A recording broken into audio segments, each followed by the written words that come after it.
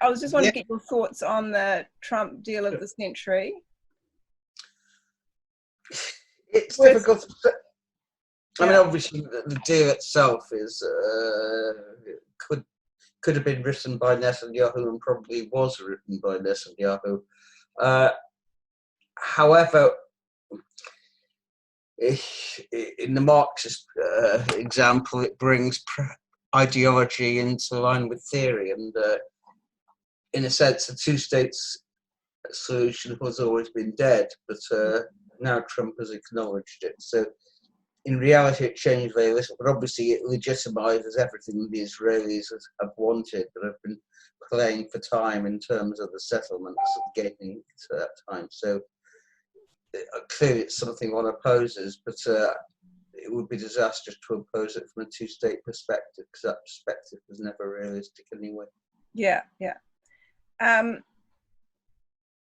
What do you think of Netanyahu's talk about annexation? Do you take that seriously? Do you think?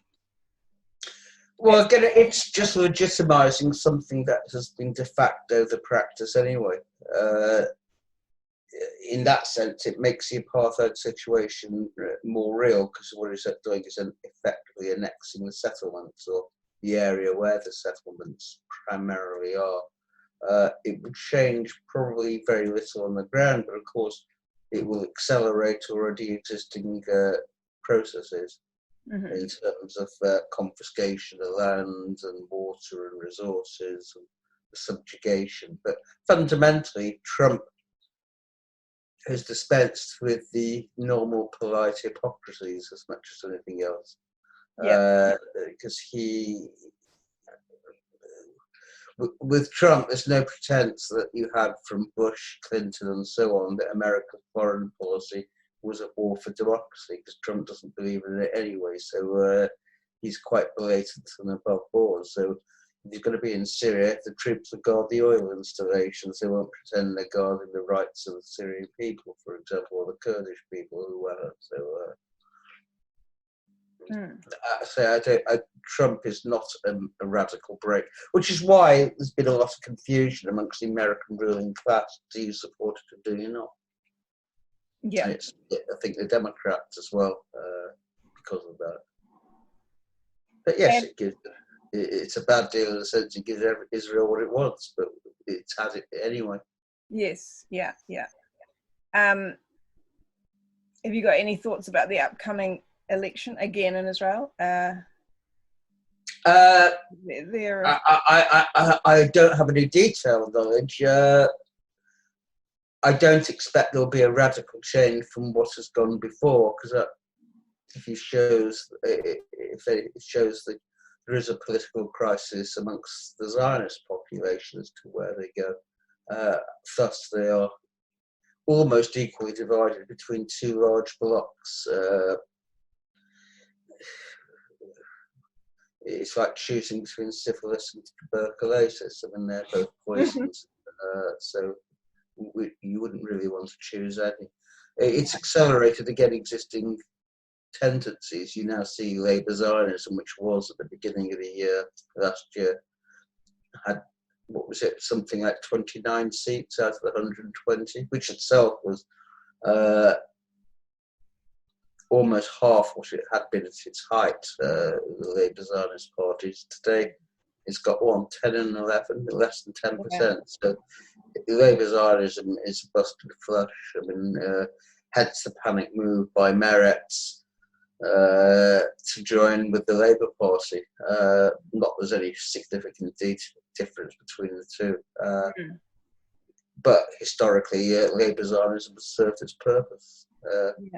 There's no need for a collectivized version of Zionism. I mean, that was in the initial foundation stage of Zionism, where the Labour Zionists, the Labour movement, built the Zionist project on behalf of the Zionist capitalists, in the sense who've now taken it over. Because again, there was no fundamental difference between revisionist and the Labour Zionism. So you're seeing all of that. You're seeing still a strong religious Zionist messianic movement, which can only get bigger in the long term because of the impetus to colonization, all of it in the name of God, of course. So they have a head start in that sense. But I wouldn't expect a fundamental change. I mean, in essence, I mean, there is no choice. I mean, the difference between Benny Gantz and Netanyahu is over who is more efficient in killing Palestinians. So there's substantial difference between them. As I say, the left side, I mean, Meretz, the old Mapam in a sense, only sneaked back at the last elections into the Knesset thanks to 40,000+ Arab. No, the election before that, he only got back through gaining 1/4 of its vote from the Arab population. But that's not a tenable situation for a Zionist party. So they then had a shotgun marriage with Ehud Barak, who should have been their biggest opponent if left Zionism has any rationale. And both parties realising they were on the brink of getting thrown out of the Knesset, have joined a marriage of convenience, which just demonstrates really their complete lack of principle, but also the fact that Labour Zionism is a death cult. Yeah. I mean, my impression is that the Israeli population just completely switches off from the Palestinian issue as much as they can. They just... Oh, yeah, I mean, yes, it's out of sight and out of mind. Just build the wall. They're happy. They're quite happy with the wall. That's... Yeah, it's okay. They've done a good job. Yes, Zionism has created its own ghetto. It's a bigger ghetto, but fundamentally it's no different than the historic Jewish situation. They've erected their own ghetto walls because Zionism, like any form of settler colonialism, has a siege mentality, always protesting about its right to exist. And that is the nature of the beast. That's what's happened. Yeah, I mean, it's only a minority of the settler population, the Israeli Jewish population, which will reach out to the Palestinian population. And I got the impression that that segment of society also just feels helpless, like they don't see any way forward that's doable, you know. What, for the Israeli Jewish population? Yeah. I mean, the few that are progressive, if you like. Oh, yes, I mean, they have nowhere to go. I mean, they're not going to win ever a majority of the settler population by definition. It never happens and never will happen. And the Palestinian struggle is not at a climax, as it were. So there's a number of people who have problems as to where they go. Amongst the Palestinians, obviously, they have a quisling government ruling over them, Abbas, which also has no options. So I mean, that's the situation until something breaks that logjam. Do you see any kind of way forward out of this quagmire?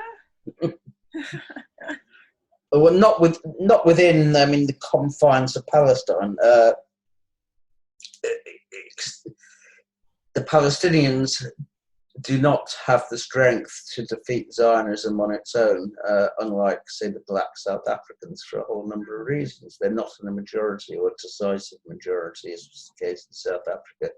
They don't have, I suppose, in the case of South Africa, relatively radical black states on its borders, having just defeated, in South Africa's case, the settler regime in Rhodesia. You have completely complicit Arab regimes surrounding Israel. So the idea that you will see any solution without a regional solution, I think is a pipe dream. It cannot take. It's simply the balance of forces are not strong. They're not strong enough, the Palestinians. So it is a social movement as well as a political movement throughout the Arab East. Which brings me to the UK, the British situation. What's the Palestinian solidarity movement like in Britain these days?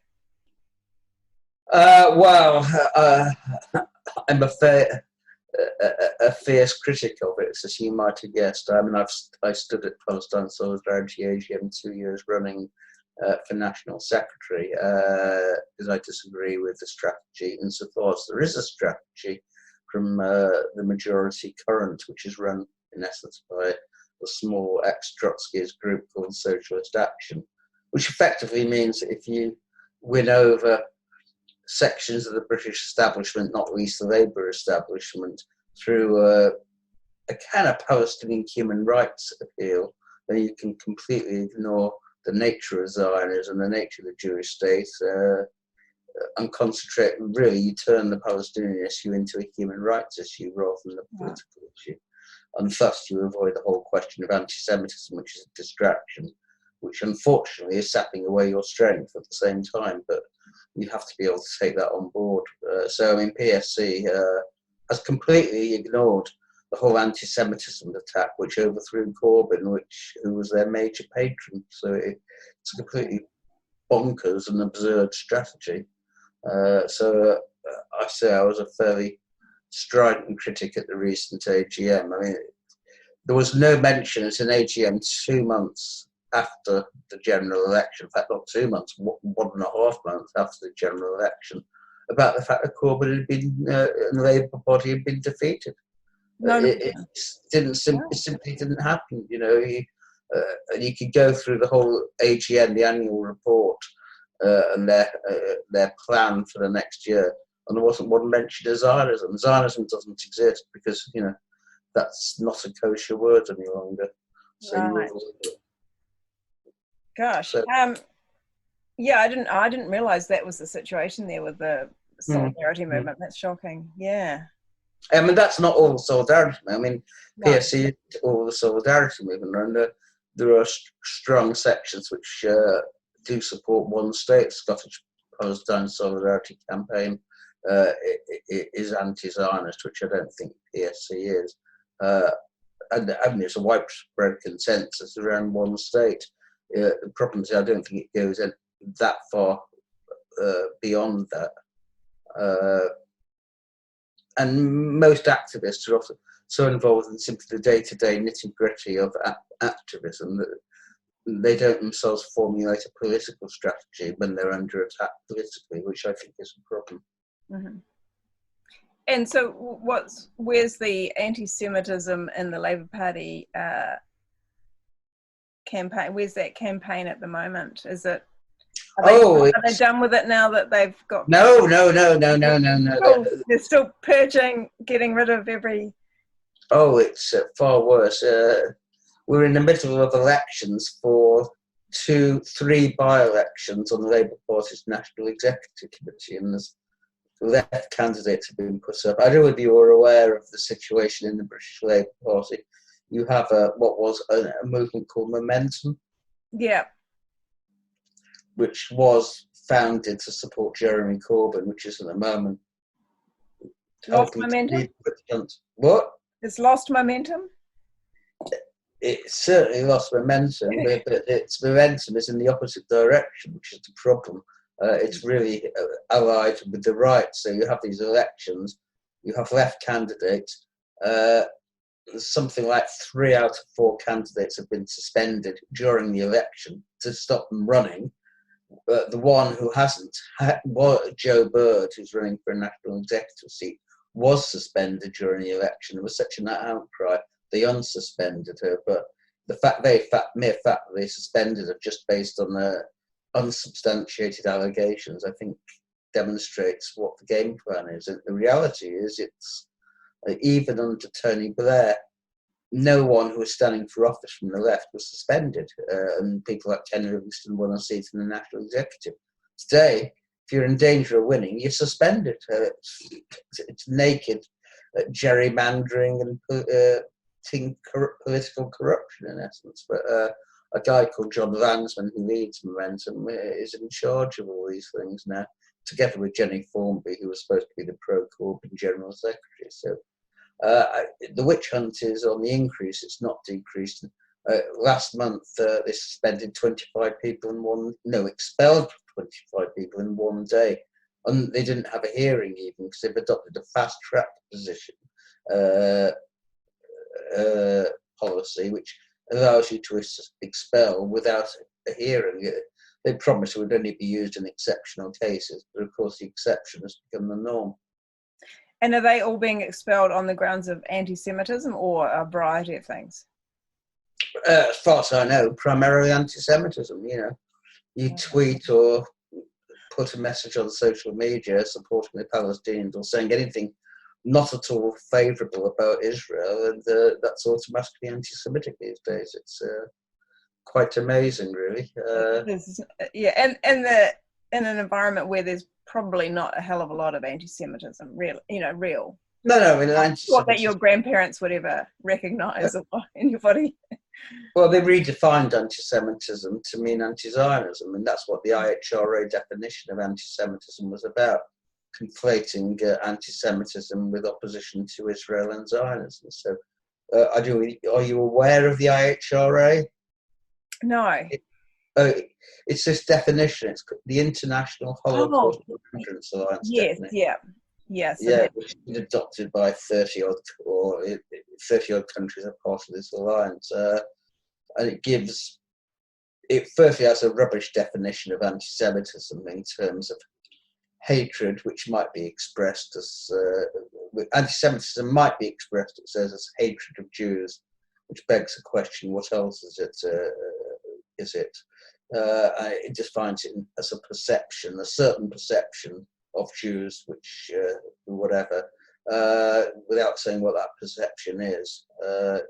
And then it goes on saying criticism of Israel could be anti-Semitism, and it gives 11 examples, 7 of which relate to Israel, not Jews. So it's extremely clear. It's completely contradictory. I mean, it's been used to close down free speech, not just in Britain, but in America. And even the person who drafted it, the American academic Kenneth Stern, says it's being used by the right to chill free speech, but that's acceptable and continues to this day. Yeah, I mean, so there's parts of Europe now where you can't hold a pro-Palestinian demonstration because it's basically outlawed, is that right? But it's not. I'm not sure any demonstrations have been outlawed as such.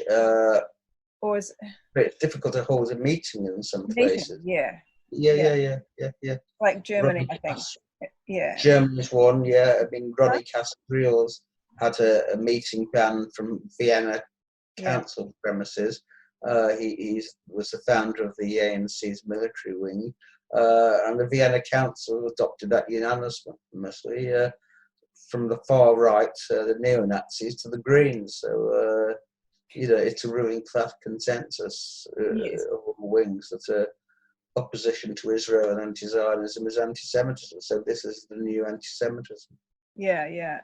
But you haven't had moves in Britain to enforce that? They don't, or do they not need it? They're doing it without it being... No, the Labour Party adopted the IHRA. That's the root of the problem. The IHRA is adopted by 1 in 3 local councils, and the government is threatening universities, because most of them have been reluctant to adopt it, that they will get their funding cut if they don't adopt it. Right.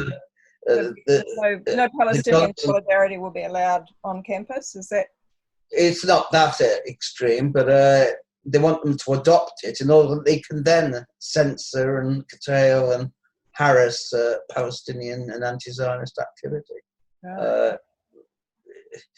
It's a tool, a weapon in the hands of the Zionists, but also their supporters in the ruling class. So, and it's been used by the right against the left in the Labour Party. So you've had that coming together of the right and the Zionists, the pro-Israel movement. So, which has been a fairly effective combination. And part of that involves this absurd idea that the Labour Party is overrun with anti-Semitism. So all the racists are most concerned about anti-Semitism in Britain for some strange reason. And Corbyn, he didn't appear to fight it at all, did he? He just decided to ignore it and hope it would go away? Corbyn did not understand. Corbyn's politics are limited. They're left reformist at best. So he tried, his strategy from the start was appeasing the right, and the problem is you can't appease the right. It's like playing with a tiger. You either kill it or it kills you. Yeah, He was killed, and that's what the last election result did. Corbyn tried to appease him. He himself adopted the IHR, the 38-word definition, not the whole of the examples, voluntarily in a sense. He, in the end, went along with their thesis that the Labour Party had pockets of anti-Semitism, in his words. He never really understood that the anti-Semitism campaign, its purpose was not to get rid of anti-Semitism, but to get rid of him. And that was a fatal... He didn't understand that. Well, if he understood it, he didn't do much about it, because he himself has been saying that, well, if you deny there's a problem, then you're part of the problem, which I wrote, I think, for Electronic Intifada, an article where I said that, well, that was the argument in Salem 300 years ago, that if you deny being a witch, that in itself is proof you are the witch, which is exactly what happened. The only women who were hanged were the ones who denied they were witches. Those who admitted to witchcraft lived. So that's the situation today. If you deny being a witch, it proves that you are. Coupled with all the subjectivism and identity politics, which says, well, if you're a victim, then you have the right to define your own victimhood and your own oppression, and it's not objectively measured or the evidence weighed through a we had a Macpherson inquiry into police and state racism following a brutal murder of a black kid many years ago, and there was a royal commission. It was an inquiry set up, which concluded that if someone says a victim of a racial attack, then that should be recorded as such. It didn't say it should be judged. The court still had to sit, the evidence still had to be gathered. But according to the Zionists, if they say they're victims of anti-Semitism, then they are victims of anti-Semitism. Of course, I mean, that's a total absurdity. I mean, you don't, in any case, I mean, if a woman alleges rape, you don't therefore convict someone simply on her say-so without any evidence gathering at all. So that would be absurd. So the same is true of anti-Semitism. The Zionists have played the identity politics card, which says the victim decides and defines, but of course they're not the victim.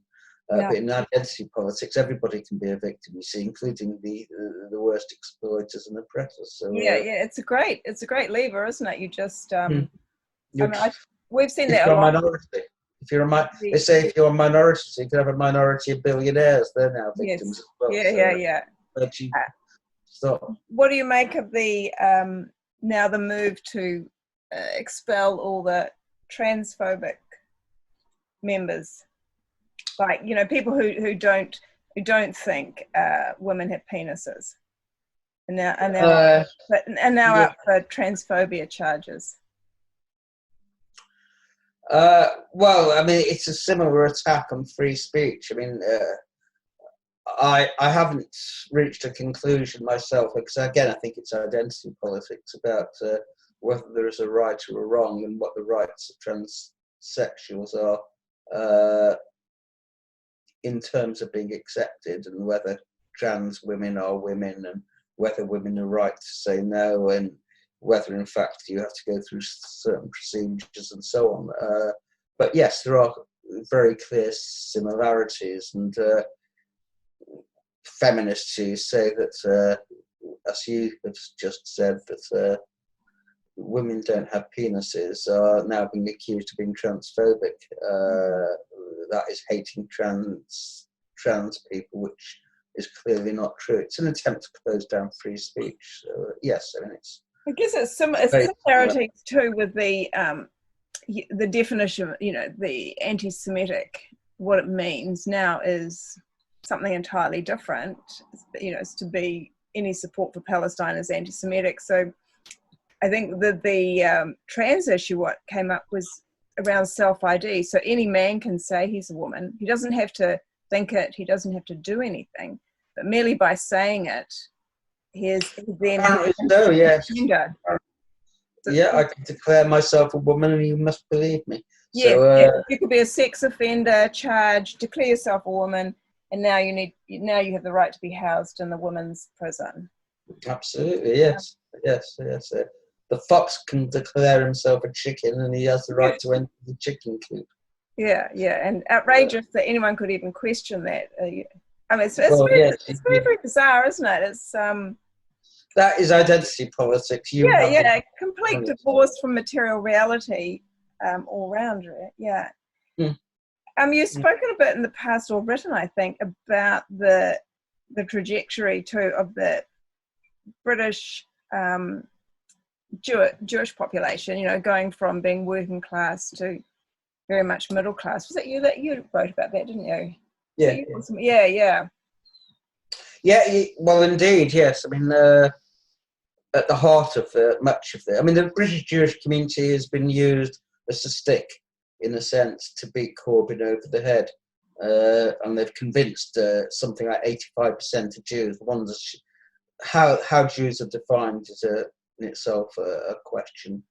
So I wouldn't take those figures as totally reliable. But yes, the Jewish community today is not the Jewish community of 70, 80 years ago.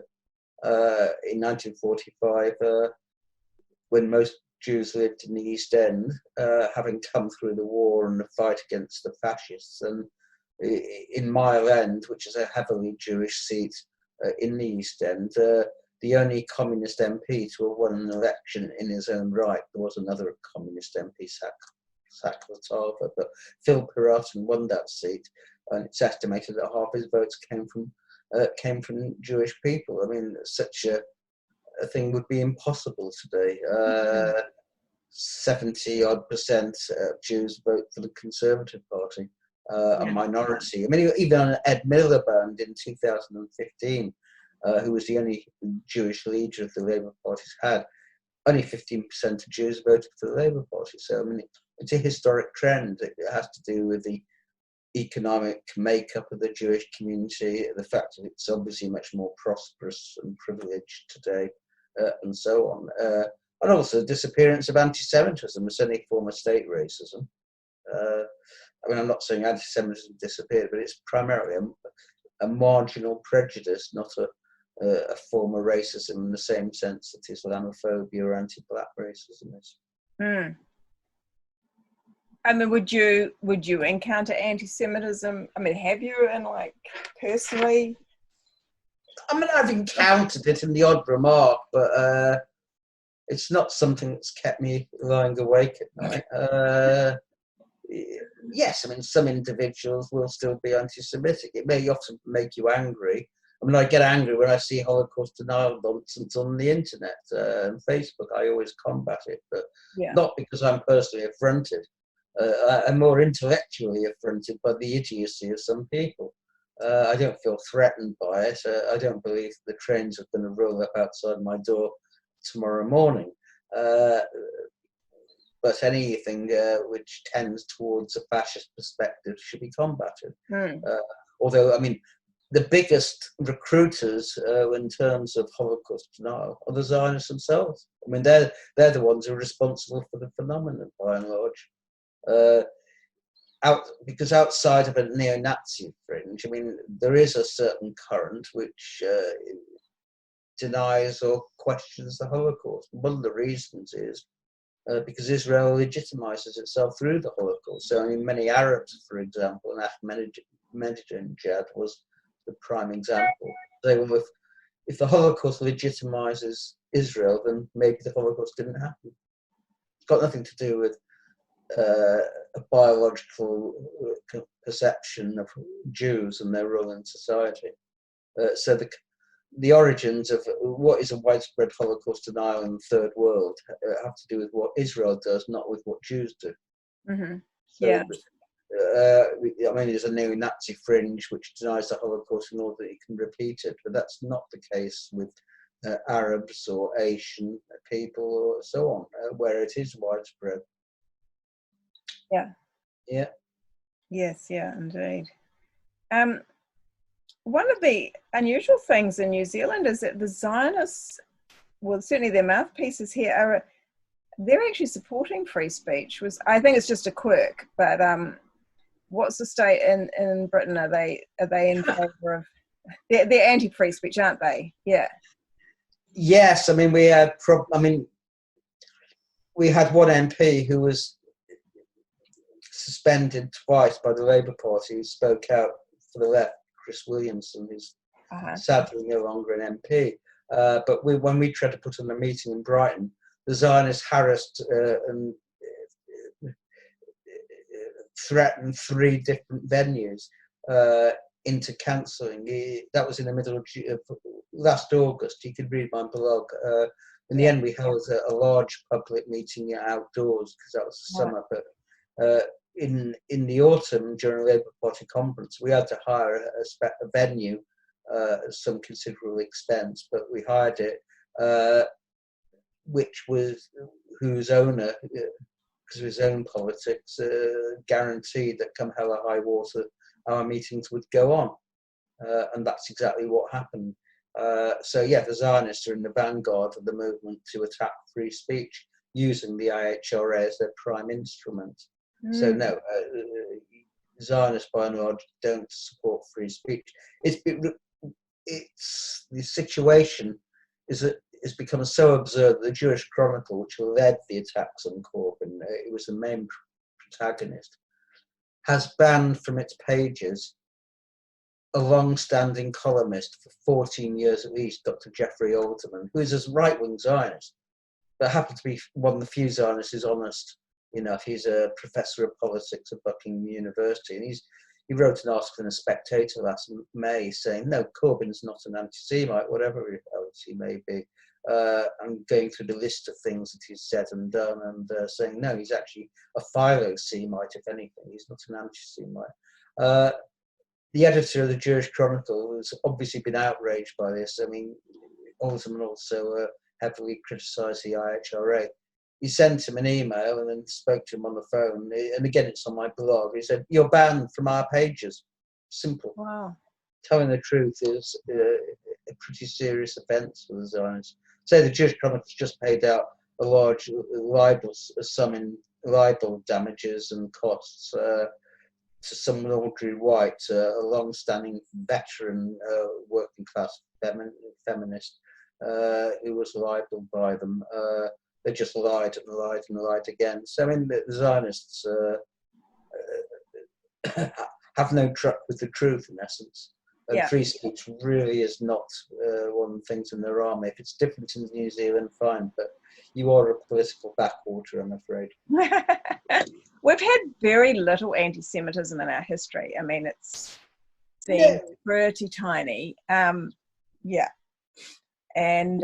that could be a factor. Or it might just be a quirk of, if there's a tiny Jewish community, and it happens at this point of time, the Zionists there are not, there's just 1 or 2 people who are quite staunch on free speech, but they could be replaced, I guess, if need be. Certainly in Europe and in Britain, Zionists, and in America, Zionists are in the forefront of the campaign to try and close down BDS, to stop Palestinian solidarity organising on campus, and many other things. And even in the words of Kenneth Stern, in his testimony to the House of Representatives, he said that this IHRA, which he himself drafted, is being used to chill free speech, and a group campaign called the Campaign Against Anti-Semitism in Britain is leading that attempt. Yeah. So, yes. And in terms of defending free speech, are there any kind of strong tendencies in Britain? Well, unfortunately, I don't think there are. The main civil liberties group called Liberty has been running a mile away from the problem. The trade unions have bought into the IHRA, which is incredibly stupid since it contradicts their own policies, which is support for BDS. So I would say there isn't a massive coalition in favour of free speech. I mean, there are a number of different issues. The Assange campaign is taking off, I think. I've just been to an Assange picket today. That's Julian Assange, I'm sure you're aware. Yeah. It's its own government, and Australia doesn't support him. But free speech itself is under attack, of course. Yes. Have you got any thoughts about why at this point in time where there is this kind of like ideological madness, this sort of denial of objective reality and down on speech? Well, I think Israel has become more integral to US imperialism, and as its alliance with the Arab regimes, Saudis in particular in the Gulf, has grown. So it's felt it's much easier now to attack Palestine solidarity and anti-Zionism as a threat to Western interests. I mean, that's in essence what's behind it. It's certainly not concern for Jews. So I think that's the motive that lies behind why it is now. In addition, I think the BDS campaign has seriously frightened Israel. It's adopted a BDS law or an anti-BDS law. It's set up a Ministry of Strategic Affairs to fund, in essence, a dirty tricks campaign against BDS because they realise, even if sometimes supporters of BDS don't, the logic of boycotting Israel is that Israel is an illegitimate state. It therefore does question the very existence of a Jewish state, an ethno-nationalist Jewish state. Therefore, they want to meet that ideological attack, and that's the way they do it. And it involves closing down free speech. You see that in particular in America, where people will refuse contracts if they don't sign up to combating BDS or if say they support it. So yes, the ruling class is taking it seriously. Mm-hmm. Yeah. Oh, good. Oh, well, you've given me plenty of material there, Tony. Thank you very much. I'll do my best to write it up. Well, it's all recorded, so I've got no excuses for. Okay, if you can send me the